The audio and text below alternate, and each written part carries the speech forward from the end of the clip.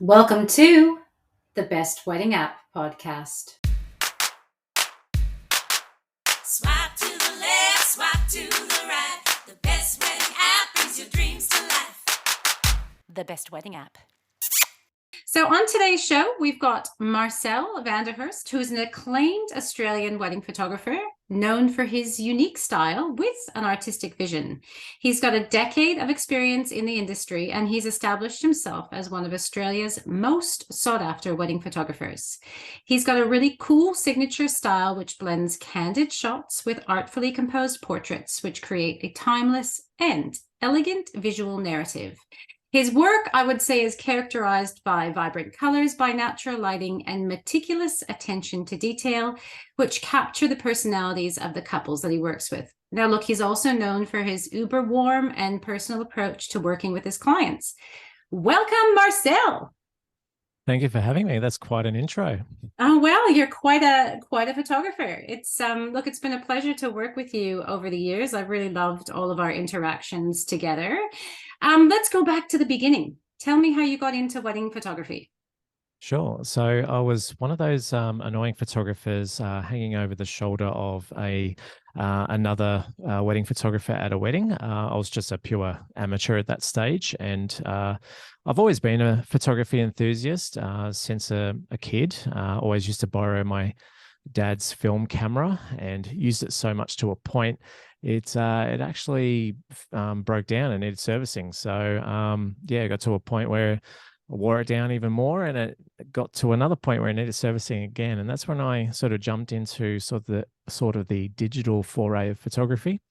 Cool. And then just shot over the shoulder of a wedding photographer at a wedding, and those photos got seen by someone that I was having a TAFE class with, and they said, "Oh, can you shoot my wedding?" And then that turned into another friend seeing those, and they said, "Can you shoot my wedding?" And then it just sort of started rolling from there. So I started charging money from pretty much straight away, it just sort of grew from there very slowly over the years, going full time about 8 years ago. Okay. But yeah. Awesome. And were you a guest at this wedding? Like, did this photographer know you were going to sneak in there? No, he didn't know of me before, but I just had my camera with me, and just took some pictures while I was there, and the guy was actually quite friendly and supportive, and he came over to chat at dinner and taught me through his equipment and a bit about his business. Awesome. Just sort of grew from there, and it only started getting serious until I got some mentoring, and that's where it sort of changed the game for me, where I got some professional branding done and a website, and that's progressed and evolved over the last decade or so. Now, one of the things I love about you and your style is sometimes I look at photos from other photographers and I see the same shots, and I feel like I go to these venues all the time and I see this shot here and this shot there. But I don't feel like that with you. I feel like with you, there's sort of whimsical off the cuff shots. And it's not that, I wouldn't say it's cookie cutter, because what some photographers do in certain things is amazing. But I love your creativity that you weave into your photography. Can you tell me about that? Like, how do you come up with those shots? Yeah, there is a bit of a thought process behind it all. You are correct in saying there are a lot of photographers out there that just stick to a very, formulaic sort of pattern. And I guess that makes that repeatable and very, the customers or their clients will expect a very similar result for their own wedding. I always take, especially with venues that I've worked at multiple times, I always try to look at it in a different light and produce something a little bit different compared to the norm. Try to find some unexpected shots, use unusual frames, and I'm very driven by composition as well. That comes from a bit of an art background, and I just try to do something a little bit wild. And when I, try to get in the mix with people with, say, their congratulations after the ceremony, I'll get really in amongst the crowd with a wide angle lens and try to really connect with the lens or with the camera with those people. So the viewer of that photo feels really in it.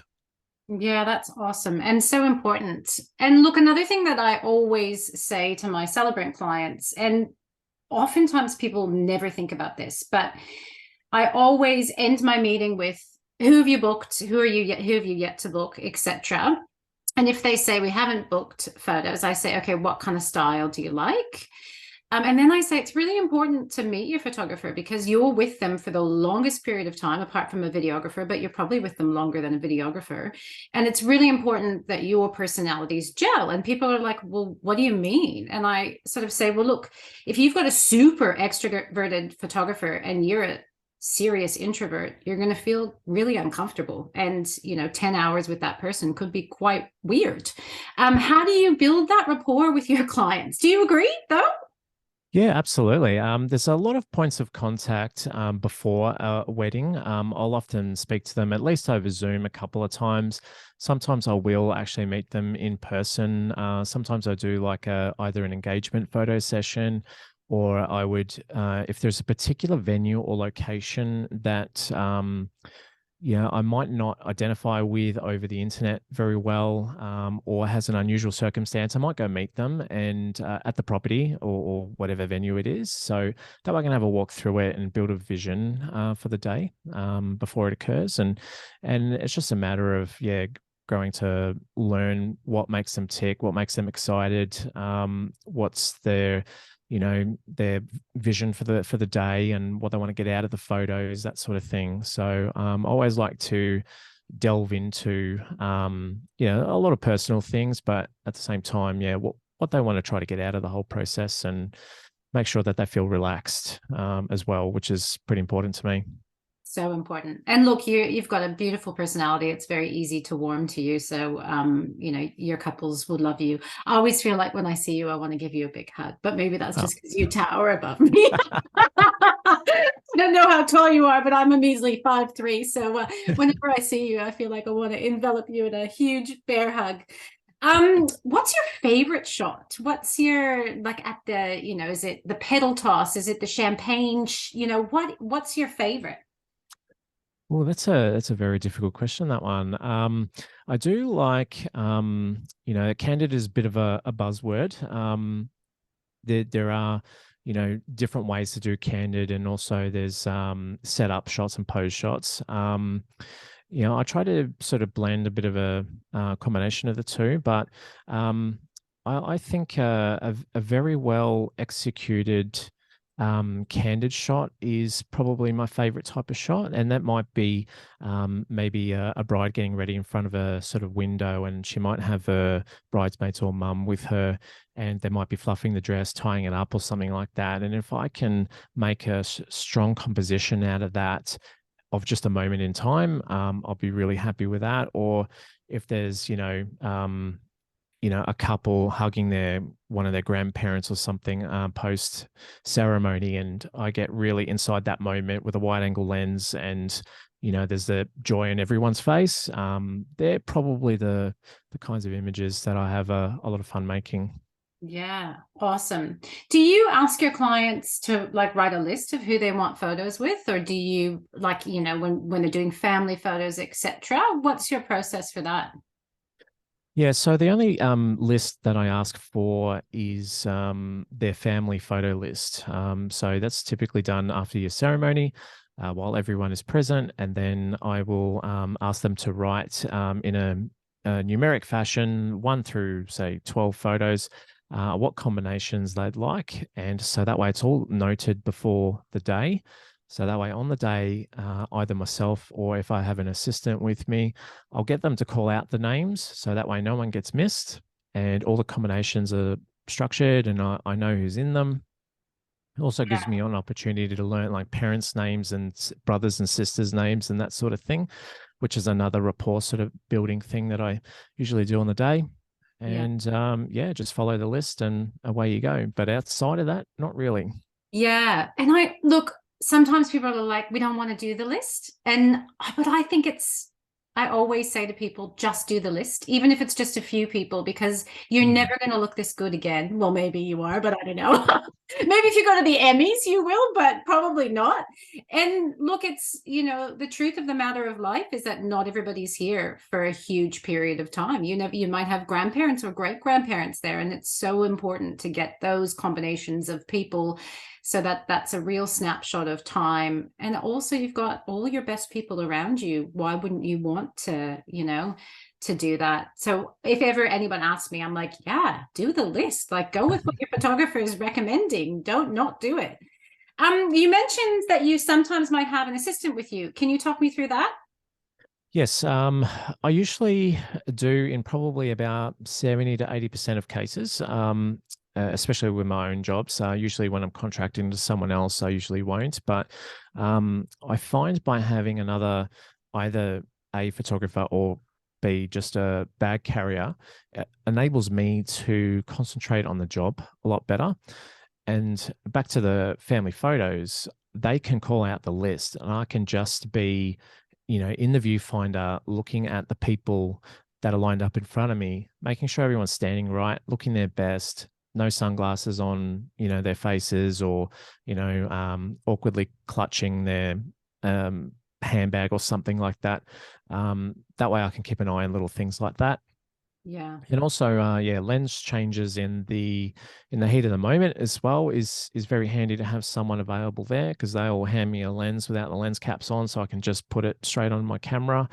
So that way I can keep the downtime with the camera at a minimum, and just be really sort of focused and dialed in into what's going on in front of me. Awesome. Now, look, there's so much chat all over, lots of forums about timeline of delivery of photographs. Now, Yes. obviously, when you're not in the industry, you do not have a concept of how long that takes. And I know everybody edits in a different way. Sometimes people in-house edit, sometimes people don't do in-house editing. But talk me through a realistic timeline for getting your photos back in peak season. Because that's a big Yeah. one, right? It's going to be different in peak season to not peak season. Absolutely. I generally try to cap it at about 6 weeks. I do have a 6 to 7 week sort of timeline in my contract, but in most cases, I will deliver that well before that. In off-peak seasons, that can be as little as 2 to 3 weeks, because I can usually knock that over pretty quick. But during peak season, when you've got 2 to 3 weddings a week, that timeline can sort of blow out. But I do map out in the calendar as much as possible the time I assign for each of those weddings, so that way everyone is I can meet those timelines that I do promise. Yeah. Yeah, it's a tricky one. I think when people don't, I mean, obviously you're excited, right? You've just had your wedding. You can't wait to get those photos back, but that's not our reality. It's not your Yeah. reality. It's not, certainly the marriage certificate from BDM doesn't happen overnight. These things all Hmm. take time. Yeah, Um, I used like a sneak peek. So oh, that way cool. they've got something within the next sort of 48 hours typically.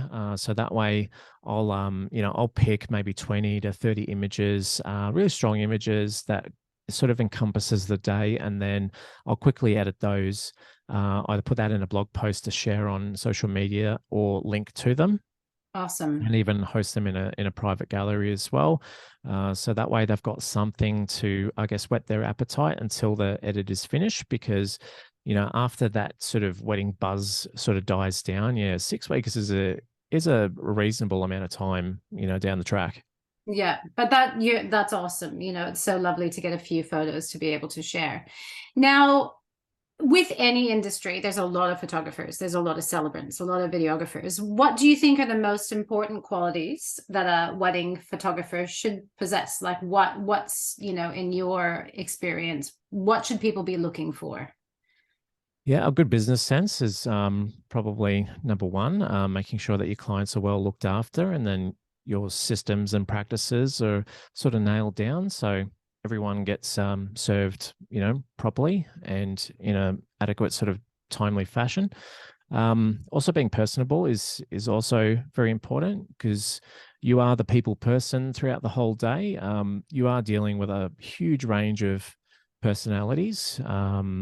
You'll be dealing with parents and, other vendors as well. There's a lot of stresses involved on the day as well. Managing stress is a massive part of it.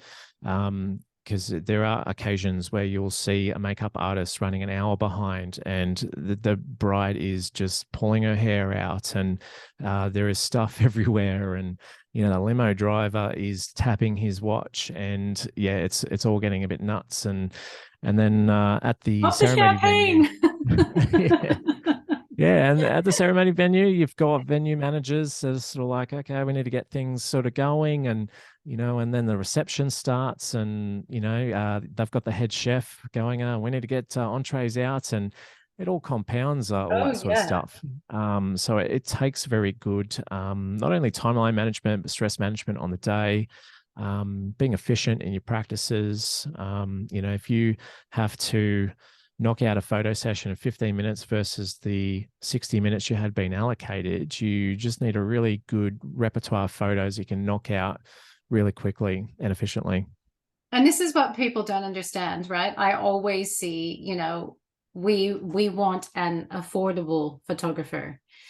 Well, everybody wants something that's affordable, but affordable doesn't necessarily mean quality. And your photos is the most important element of the day, apart from, having a ceremony that's fun and that leads into the reception. Of course, the food has to be good, but it's not something in my vernacular that the word affordable should be in. It's that line of, how do you educate people that you get what you pay for? It's very difficult to demonstrate your value until they've actually experienced that on the day or in the lead up to the process. Because my view on that whole sort of pricing disparity in the industry, because there's no measure, there's no standard, there's not like, plumbers are say $85 an hour, and that's kind of a standard. With wedding photography, you are paying for a massive range of skill levels and processes and things like that.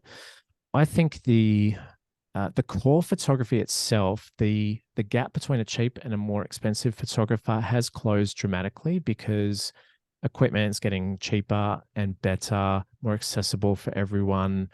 There's better training on how to take a better photo out there as well.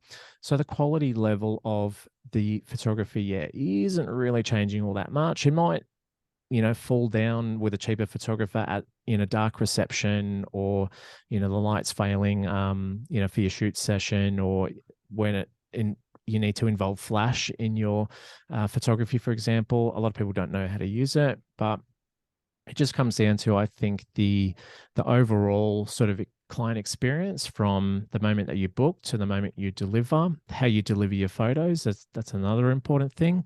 There are different systems in the industry that you can deliver photos with. You can either send a USB drive, and some people just send a $15 Toshiba sort of thing in the mail. Some do custom, crystal resin ones in a nice gift box, and then some might have a custom web gallery, that costs hundreds of dollars a year to run. So, all those little systems and maybe delivery practices and also the hands-on in the lead up to the wedding can vary from person to person. And there's a bit of an old saying in this industry, and it applies to many, is if you pay minimal, you get a minimal result. So and that can come down to your overall client experience and maybe the degree of skill in the photos as well.